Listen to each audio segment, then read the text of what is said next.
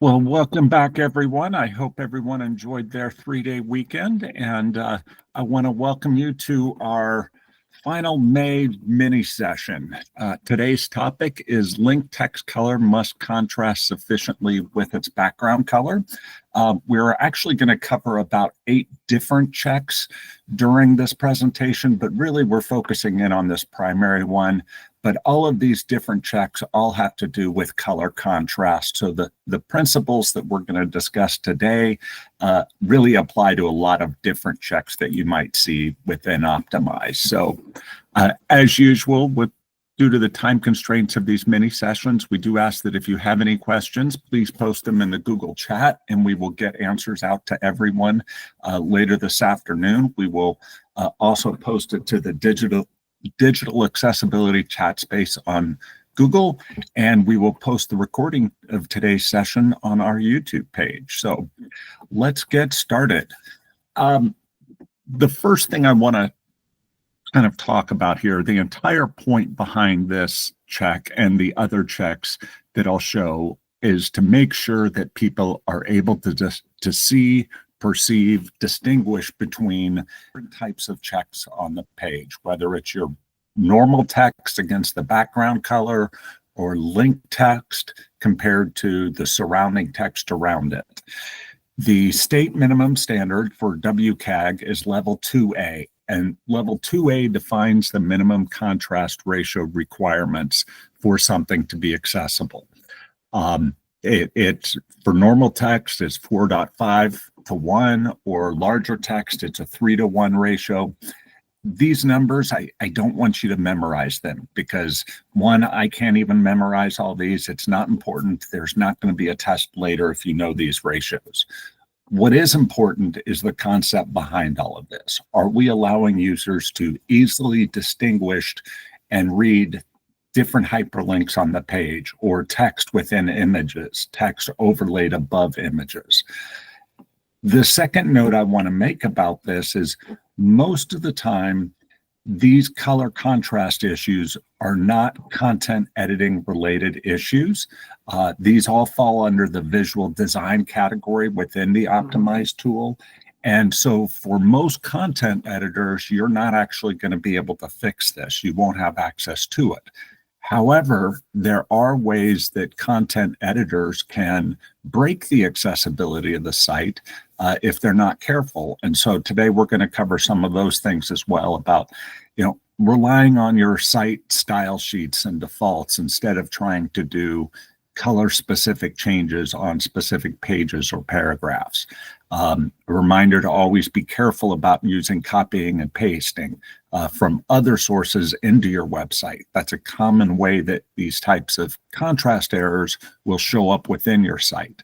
And lastly, whenever you are doing that, make sure to remove any custom formatting that's been applied. So we'll cover that in a bit more as we get along through this.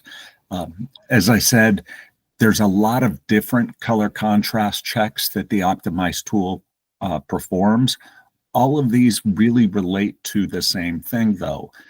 Can the text that you're trying to get users to understand be perceived as different from the text surrounding it, from its background color, etc.? So these checks primarily affect users with low vision, people who are going to have a hard time differentiating links from the surrounding text. It also is a check or a problem that impacts folks that may have color blindness, so they're not able to perceive different color combinations. But with most accessibility checks, it's not just about those who may have visual problems or challenges. It actually is a check that affects everyone. If you're sitting there trying to read a web page on your phone in a really bright environment, having glare or poor screen quality is going to impact your ability and make it more difficult to see low contrast links. So all of these are designed to both improve accessibility, but also improve usability and the overall readability of your website. The next kind of note of caution, and I did say there's not going to be a test on any of these numbers, But the contrast requirements vary between which level of the WCAG standard you're trying to reach. The state minimum standard is level 2A, and the 4.5 to 1 contrast ratio basically was chosen because that represents the if you have eyesight of about a 20/40 ratio, which is the typical sight degradation as you get older. Once you reach roughly 80 years old, your sight's deteriorated about to that level. And so that's why the 4.5 to 1 ratio was chosen. In level 3A, the enhanced contrast ratio is actually much higher. It's a 7 to 1 ratio. And that's the equivalent of having 20/80 eyesight. As we age, our eyesight's going to get worse. Anything beyond the 20/80 ratio, typically at that point, it requires assistive technologies. And so that's why the level 3A stopped at the 7.1 or 7 to 1 ratio. The other item to note on this, web content accessibility standards are only one way of measuring contrast ratios to help our audience perceive the content.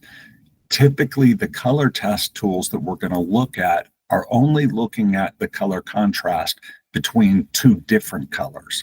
There's also another test algorithm that we're actually have been recommending more and more called the Accessible Perceptual Contrast Algorithm, or APCA. And that algorithm calculates the ratios differently. It takes into account the foreground and background color, the luminescence, the font size, and the font weight. So it's a more comprehensive ratio. There are times where you can meet one of those out test standards and not meet the other, but you're still providing accessible content. And really, that's the entire point behind all of this, is to ensure that when you're providing content to our customers, we're making it so that it's perceivable to them. So I have posted all of these various tools for how to check color contrast into the Google chat.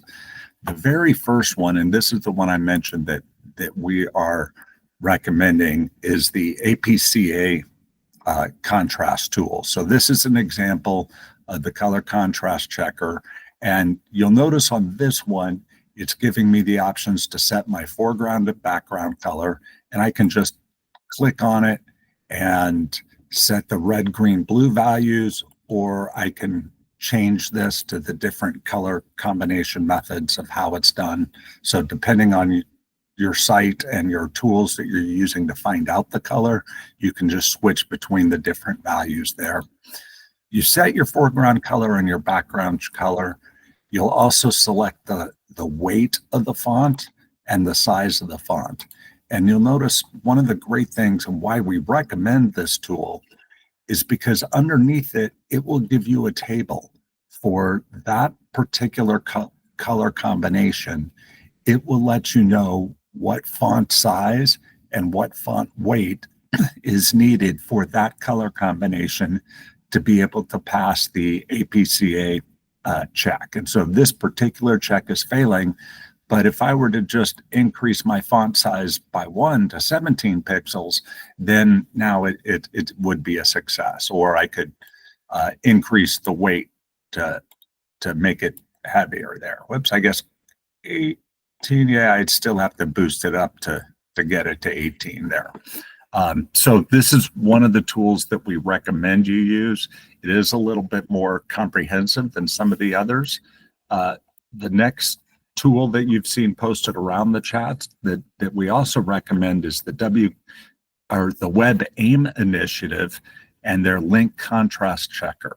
Again, one reason we like this is because it's not just checking the link color versus the background color, but it's also considering the surrounding body text color, which is important to be able to make sure that this hyperlink stands out with everything else. And again, you can enter in the color hex values and know what ratio each of those elements are and whether it's passing at what different level of WCAP. So I'm not going to go through all of the different tools here. This is something where there's a lot of tools that are out there and available. They're all really good. There's also a number of approved Chrome extensions you can use. Right now, ColorZilla and the Axe Dev tools are out there and available. The Wave evaluation tool, there is a Chrome extension for it. It's not been approved, but we've requested approval from Homeland Security for that tool as well. So keep an eye out for that tool to be coming up. One final note before we dive into an example of where content authors are likely to see issues that they're going to need to correct. Right now, Digital Dash, of course, is both about accessibility and it's about promoting the new brand, making sure we're incorporating the new brand and theme elements. So for agencies that are part of our agency platform service, we're working on developing a new theme that's going to incorporate in these new branding items. It's going to include things like an updated default logo, the approved style, typefaces and fonts. We're also going to include at least 3 new color scheme combinations within that theme. So our recommendation is, unless you have a very site-specific customized theme, if you're just relying on our default themes, for the most part, we recommend you don't spend a lot of time working on the color contrast issues right now. Wait until this new theme comes out, and we're going to ensure that these color contrast issues are addressed. Now, as you can probably tell, there's a lot of complexity involved in that. And depending on how each site is different and the size of the font, et cetera, that's applied, contrast is rather dependent on all those variables. I don't have a timeline yet that I can give people, but in the coming weeks, look forward to seeing more information about that in your inbox. All right, so let's dive into the easy part, how to review or fix this. It's quite simple. Let's identify the links on the page, check the contrast ratio, verify it meets those requirements. If there's any custom formatting or specific formatting applied on that page, make sure to remove that. Rely on your site defaults. In some cases, you may have to adjust the link or background color. Again, that's usually something most content editors can't control. If it's a problem on your site, you can open up a ticket with the ASET service desk if we maintain your site. And of course, once those are corrected, you can mark the tool as fixed. So I want to show an example here on our demo site of different color contrast and links, and how oftentimes we'll see a problem introduced into a web page, even though the site itself may be designed to have solid color contrast ratios throughout the site. There are ways to import or break that accessibility. And that's what I've done on this particular page. When I pasted in all of these links from my PowerPoint slide, not only did it paste in the links, but it also pasted in the formatting. So the default formatting on this site would have been with this bold blue color on a white background. By pasting in all of this from another tool, I've now broken that accessibility. So what I need to do here is to go in, edit the page, and honestly, the first time it's always much better to create it correctly than to have to go back and fix. But if I scroll down here, I can see all of this information. I can then remove that formatting, or in this case, what I really want to do is I'm going to remove that formatting. Whoops, I left a little bit there. And then when I go to paste, I need to, oops, I'm in full HTML, which I shouldn't be. If I switch over to my, let's try basic HTML, it'll remove out all of that extra formatting. And now when I paste all of that in here, that special formatting that got applied, once I save it, it's going to strip out all of that extra formatting that was there. And now I've got the default formatting and blank color contrast. So with that, that brings us to the end, but I want to just thank everybody for attending all of our mini sessions that we've had in May. We will have a new series coming up in June. Instead of focusing in on specific content authoring checks in June, we're going to slow things down. Instead of doing 2 a week, we're going to have 2 different training sessions in June. One that's going to focus in on some of the various tools that are available for you as you're editing and updating your website and learning more about accessibility. Whoops, I'm showing the wrong page. Sorry about that. So we'll have one that's focused on the various tools and how to use them. We'll also have a second training in June on learning more about assistive technologies and screen readers in particular. So we're going to shift our focus in June to being on tools.